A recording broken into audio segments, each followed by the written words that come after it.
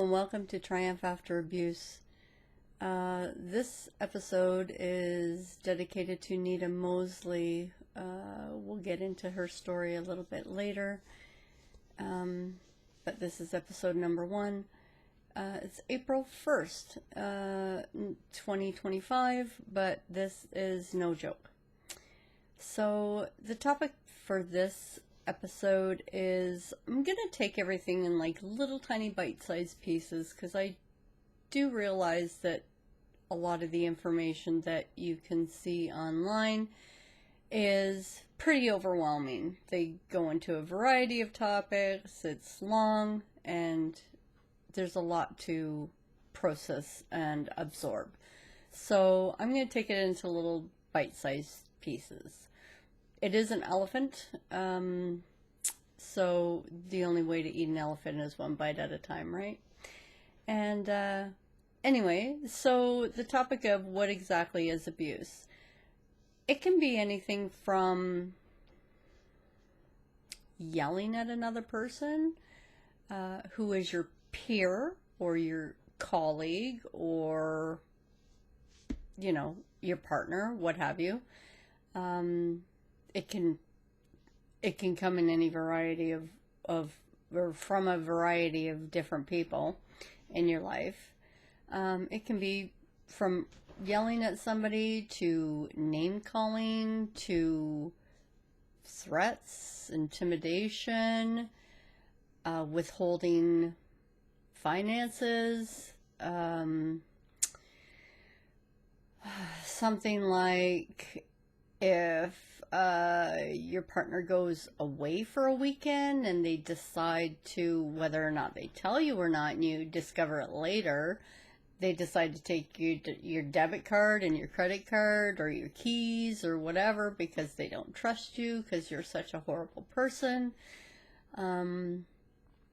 It can be, the obvious would be hitting, pushing, any kind of physical anything. Even if it's like, oh, it was an accident, I didn't mean to push you down the stairs, I bumped you or whatever, it happens. It can be, I'm just thinking of any kind of other scenario, a whole host of things that you might not even think is abuse. It usually will start off very mild, but it can escalate into something horrendous. I guess the stats are, I don't know if they're Canadian or American stats or worldwide stats, but from what I've heard is that generally there's a reason why police look into a partner or an ex-partner of somebody who's been hurt severely or killed. They've found that 80% of people that are the perpetrator are an ex-partner or a current partner. So that can be scary. Abuse is real and it happens probably way more often than you thought. So going into the Nita Mosley case, I can't remember what year it's from, but the abuse was from her son, and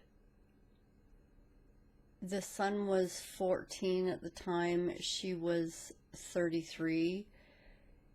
The relationship with her partner, or his father originally, had, broken down. They broke up and whatever, and she eventually started dating, and I think ended up marrying another guy who was, as from what I've read, was a great relationship. The child was, I'm not going to mention the perpetrator's name ever because I don't think they need the glory. I think that we need to focus on the victim. So there was friction between the child and the mom, especially. I didn't hear a whole lot about her partner or her husband. Anyway, the child was difficult and pretty unruly as far as what I read. The incident was, let me see, the child walked out, got really angry, went to a hotel.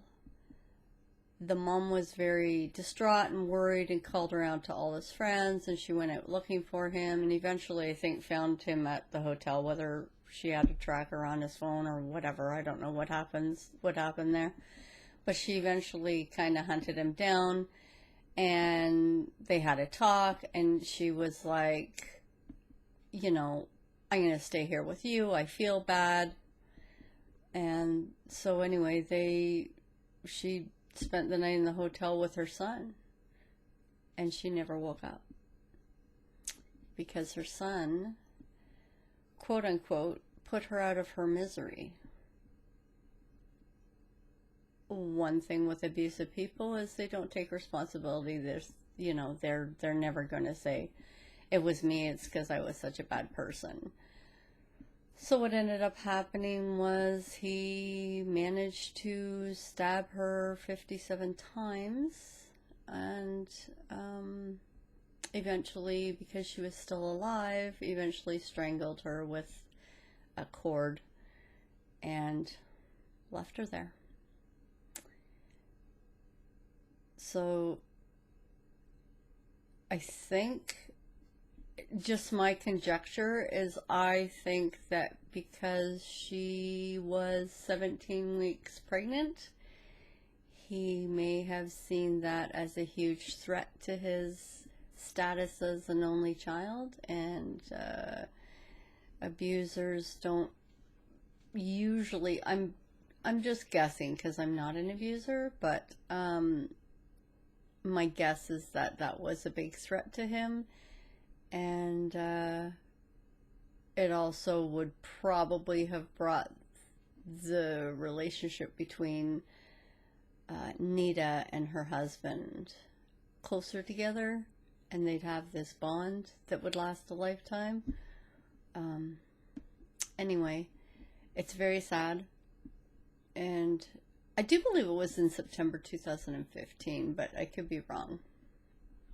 Anyway, this episode is dedicated to her and her memory, and the child, they originally were going to try him in juvenile court, but they felt because he had taken technically 2 lives and was aware that it was wrong. I don't know how they determined that also, but that he was eventually tried in adult court, and this was in the States. I think it was Galveston County, which Galveston to me indicates it was in Texas. However, I could be wrong. And yeah, he ended up getting 40 years, or a life sentence, but he's eligible for parole in 40 years.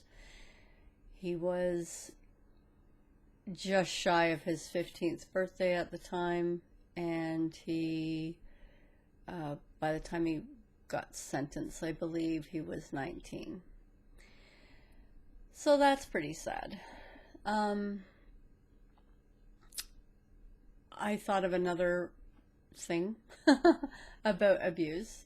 I mean, abuse can also be trying to make somebody feel guilty for, like, you know, if you have a difference of opinion with some people, I mean, they try to guilt you into agreeing with them. You know, like, oh, well, fine, you're gonna be like that. I don't really understand the mindset of that, but they make you feel guilty. Or, like, what if you want to break up with somebody? They make you feel guilty, like, threaten all kinds of harm unto themselves, and they decide that that's a really good way of keeping you under their thumb. Anyway, so thank you very much for watching. And if you do have somebody who you maybe haven't seen for a while, you might want to reach out to them, and you might want to share this with them if you feel that they might be in a situation where they're not doing well. You would never know. You would never know that behind closed doors maybe things aren't going well. People like to put on a good show. They don't like to show their friends and loved ones that they're struggling. So please keep that in mind. Thank you very much. Have a great day. See you next time.